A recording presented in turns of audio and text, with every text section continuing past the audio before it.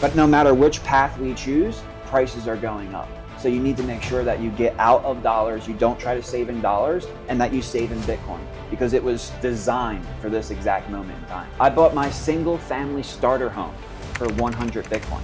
I'm telling you right now, it's not anywhere worth near 10 million, not even worth $1 million. So that lesson that I learned led to People's Reserve in creating this solution for future Bitcoiners. We just got done sitting down with Constantine from the People's Reserve, and he has a product that the banks are going to hate. He is disrupting their entire industry. And to learn more about this, let's go ahead and listen to the interview. All right, I'm here with CJ from the People's Reserve. Now, CJ, People's Reserve, but we're at a Bitcoin conference. Is that a militia? Is this a Bitcoin product? What is People's Reserve? Yes, it's a great name that I think resembles what we need, which is a reserve of money deployed to empower we the people. Okay, so let's back that up a little bit. What do you mean by a reserve of money? So do you mean like the government or as individual citizens? I think as individual citizens, and I want to go back to like free market banking. Oh, we're going way back. Right? So we're going back in the days before of all this fiat, all these fiat. So Hammurabi's code, you got to give one goat equals one. No, what do we mean? Well, maybe your listeners out there, there was a great movie, It's a Wonderful Life, and the banks were crashing, people were scared, and they came to the bank and he said, look, your money's in your neighbor's house and your neighbor's house and your other neighbor's house. Don't be afraid of Potter. He's buying, he's not selling. And the way that the banks worked in the old days, it was really a community coming together with their money. Today in the modern age, banks just print money. No community needs to aggregate and come together. Therefore, the bank doesn't need to empower the community. And what happens is that banks today extract value from the community. In the old days, banks would deliver value back to the community. Yeah, you would get a toaster for signing up for a savings account. Well, yeah, because they get to take your deposit and buy a cash equivalent and earn interest from the government with it and give you nothing. Okay. So People's Reserve is about getting back to the good old ways that we used to do it, where we empower our community rather than extract value from them. All right, and so I'm assuming we're using Bitcoin as some sort of vehicle. Are we using this for like debt? Are we using this for loan? So where Bitcoin comes into the picture is that we believe it is the most pristine form of collateral in the world. In other words, there is no other asset that you could post as collateral to borrow against that matches what Bitcoin delivers to both the lender and the borrower. Okay, you're saying so if I have a home and then I could take out a loan against my mortgage, you're saying Bitcoin would be better than that because it kind of appreciates against all these other assets. Does that give us like better, advantages when you're trying to get a loan? Because to me, it seems like banks would see, well, Bitcoin goes up and Bitcoin goes down, but I guess because it goes up over time, is that how it can end up being used for some sort of collateral? Yeah, actually, it's amazing because it benefits the lender and the borrower. So from the lender's side, if you're borrowing against your property, or if you have a mortgage and your property is securitizing that loan, the lender takes a lot of risk in that. Because they're taking on, if you don't pay me back, I'm stuck with your house. Right, and in a market like we have today where interest rates are high and the market is frozen, that's not a liquid asset. So if there's a default on a property, the lender, they might have to take a cut to the value of that property. There's no access to 24/7, 365 liquidity like we see with Bitcoin. I guess I kind of see what you're saying. So if you're saying if there's a bank that has 20,000 mortgages and they all defaulted, they actually don't want 20,000 homes because they'd have to sell them. I see what you're saying. And the way that we know but they would want 20,000 Bitcoin. And the reason we know that is because banks don't even hold the mortgages on their books. They literally write the mortgage, package it together into a mortgage-backed security, and sell it to the marketplace as a cash flow product. Why are they doing that? Because it's very risky to hold a loan securitized by real estate. But why would they do that if Bitcoin goes down sometimes? Well, it's for the lender, it's really about securitization of the loan itself. That's why they have a credit score, debt-to-income ratios. They really have to do strong risk analysis to understand. But remember, it's not just about the lender. For everybody watching here, they're not bankers. They're going to be the borrowers. And Bitcoin is about the borrower too. And what happens with Bitcoin is that it's not just a natural money like gold. It's an engineered money. It's an upgrade from the natural to the engineered. And what happens is it has its CAGR, its compounding annual growth rate. And that growth rate is better than any other asset in the world. So we can take that characteristic and use it to empower borrowers to have a piece of collateral that, unlike real estate, doesn't just go up a little bit over time, but through that volatility up and down and over longer time periods, it goes up significantly, which empowers the borrower and secures the lender at the same time. All right. Now, is there any way to, say, reverse engineer this? Say I don't have a bunch of Bitcoin. Can people maybe use home equity to, maybe get a new loan and involve Bitcoin anyway? Like, what about people kind of feel like they're on the sidelines? That is a fantastic question. And at People's Reserve, we want to make sure that we can help no matter what situation you're in. Some people have been responsible savers of Bitcoin and are looking to buy a property and don't want to give up ownership. And that learn from my lesson. You don't want to buy your house with Bitcoin because in the end, your house is not going to be as worth as much. That's a common thing. I don't know a single person who has sold Bitcoin to buy a house or buy commercial property that is happy once you go past about 4 or 5 years. Absolutely. I bought my single family starter home for 100 Bitcoin.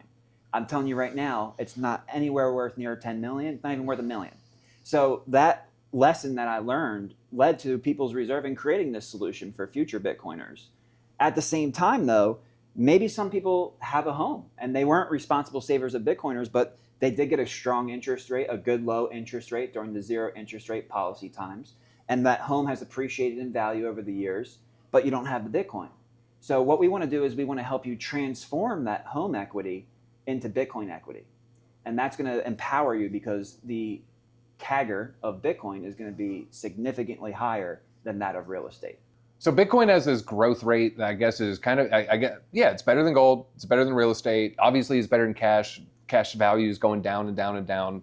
What does that equate to as far as, benefits for Bitcoin holders who might, they don't want to do anything risky with their Bitcoin like that. So why would they do that? Is there like better interest rates? Is there some sort of Bitcoin goes so high, the loan changes? How does that work? Yeah, and that is the very unique thing around Bitcoin is that it's not just a natural money, like I said before, it's engineered money. It was strategically designed through its protocol and code to accrue value or to appreciate value over time. And we've seen it do it better than any other asset that we've ever seen before. And that's because it's not just by chance, it's by design. And what that means is we have to take that design and leverage it to empower ourselves. And when we do that, new, unique, revolutionary products can be designed around that reality. And that's what People's Reserve is all about. We call ourselves a market maker for we the people. And we have created revolutionary products that the world has never seen before. And that's because Bitcoin hasn't been fused into credit and debt. It's only been the monetary revolution. But this is so much more than a monetary revolution. This is a financial revolution. First, we have to fix the money. But if we don't want people telling us what the price of eggs and milk is, then why can they tell us the price of money? Interest rates are the price of money. So a small group of men should not be stating the price of money because it never works and it never has worked. It doesn't work with goods and services and it doesn't work with money. So with People's Reserve, this is about creating a free market interest rate, a free market yield curve that the world hasn't seen since before the foundations of traditional banking. Do you think the U.S. government has gone past the point of no return for the debt spiral? Oh, put me on the spot with that one. I not that long ago, Max Kaiser and myself were in a Forbes article talking about the debt spiral. Did y'all check out suit jackets and compare them at all? No, but we were interested in how many our shorts who were wearing shorter shorts. Okay. That day. No, but yeah, the problem with the debt spiral is, and not many people were sounding this alarm, but him and I were sounding this alarm pretty aggressively. If you raise interest rates because of the size of the debt, it would actually cause more inflation, right? So they were raising interest rates to fight inflation.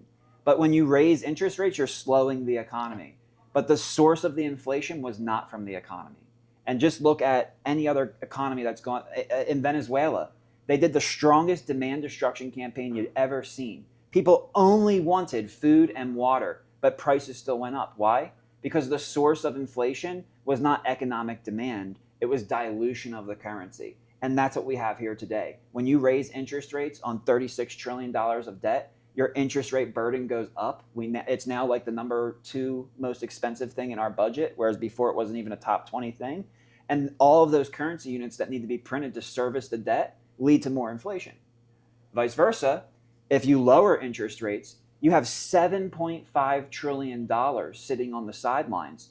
Where do you think that money is going to go when it's no longer incentivized to be lent to the government for a higher interest rate? It's going to rush right back into goods, services, and assets, which is going to cause economic inflation. So the ambiguity around the definition of inflation, I think, skews people's understanding of how bad the situation is.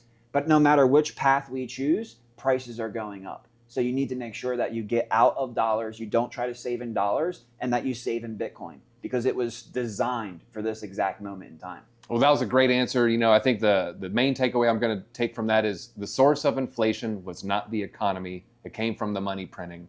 All right, so basically, say I have the Bitcoin, I got this property in mind. What's my next step to do this? Yeah, so the best thing to do right now is just go to peoplesreserve.com, sign up for our newsletter, and we are going live later this summer. Actually, we're calling it We the People Day, which is going to be July 4th here in the United States. Yeah. So a great time for people to wake up and be empowered by a market maker who recognizes what Bitcoin is, that pristine collateral. So peoplesreserve.com, sign up for the newsletter, follow me on X at CJ Constantinos. Of course, follow People's Reserve at People's Reserve.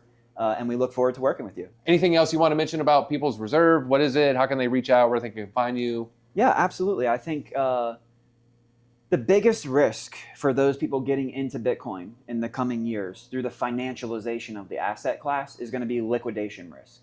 If anybody's borrowed against their Bitcoin, they know that it's hard to sleep at night when you can wake up and all of that Bitcoin is gone. All of the hard work you put in to save that Bitcoin is gone because of some price volatility. Mm-hmm. So at People's Reserve, we went the extra mile to mitigate liquidation risk as much as possible. And the way that we've done that is we've integrated adjustable interest rates into our contract. So if the price of Bitcoin goes down, then your interest rate can go up. And it's not going to go up ridiculously. We're a US-based company. So it's not going to be like a 2008 financial housing, you gave a loan to someone that makes, $30K a year and it's a $500,000 house. Yeah, it won't work that way because you do have to put down an equal amount of Bitcoin collateral as the purchase price of the home, which covers all of the debt to income ratio laws and requirements for people's ability to be able to repay the loan. But at the same time, it really empowers you, because if Bitcoin does what it was designed to do and has done since its beginning, what's going to happen is over time your interest rate is actually going to get lower and lower. So you can imagine a day where you get a mortgage and maybe every single month that mortgage payment actually goes down. Not because of anything that you did, but because the performance of Bitcoin over time drove value into your collateral, making the loan less risky for the lender, and interest rates not just being a function of supply and demand, but also of risk, lower rate. And through that mechanism, you can be empowered over time. Imagine that, looking at your mortgage, and most of the money goes to the principal, not the interest. Well, great time, man. Thank you very much. Thank you so much. All right, I want to thank CJ for giving me his time. If you want to learn more about this product, we have the links down below. This People's Reserve. Don't let fiat scam you. Let's be part of the solution.